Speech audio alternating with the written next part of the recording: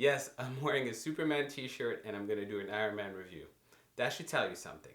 It really shouldn't, because it doesn't mean anything. I just like this t-shirt. Hey guys, so welcome to a review of Iron Man 3. I saw an advanced screening and I wanted to share my impressions with you. I will do my very best not to spoil anything, but at the same time I'm going to tell you a little bit of what I thought of it, what you can expect from it, and whether or not it's worth watching. So let's start with what this story is about. This happens after the Avengers storyline, so to speak. Tony is having a tough time. Some would say a form of PTSD, having trouble sleeping, getting some anxiety attacks, not really doing too well. And he's just coping by working a whole lot more. And the new threat is coming from a character called the Mandarin, played by none other than Sir Ben Kingsley. Why am I talking like that? Oh, I don't know.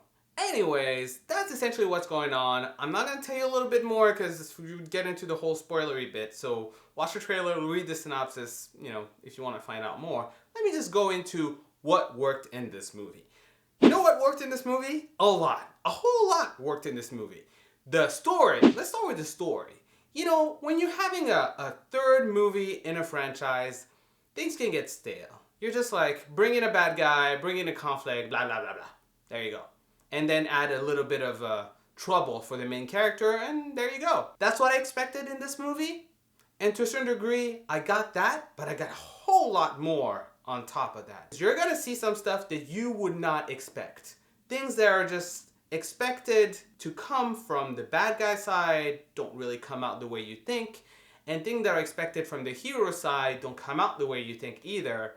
So a lot of twists and turns, so very interesting and very original on that end. Mostly this movie is a character study on Tony. Not that it's all about him, but you learn more about him in a certain way of who he is and what he's meant to be. They didn't hit you over the head with it. They used a few tricks to get you there, but those tricks really worked out well. The other thing that really worked, the humor. God, this movie is funny. I mean, it's meant to be an action movie, but I would say it's more of an action comedy movie because the dialogue is just to die for. It's perfect dialogue, perfect just banter. I loved it. It was just really cool. The humor really makes this movie way more interesting to watch, and I think makes it that kind of movie where you can take anyone to your family, your friends, your dates, whoever you want. Speaking of the action in this movie is pretty cool. I can't tell you how cool it is, but it's one of those things you just have to be there to experience it.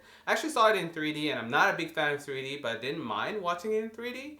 It was pretty badass. A lot of original usage of the suit.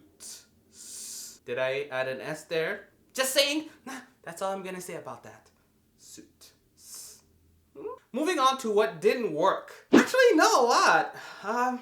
This movie was pretty great to begin with, but if I had to pick one thing to nitpick about, the villain wasn't that great. Villain was very stereotypical. Can't tell you more without spoiling it. Towards the last half of the movie, not that believable. Overall, fantastic movie.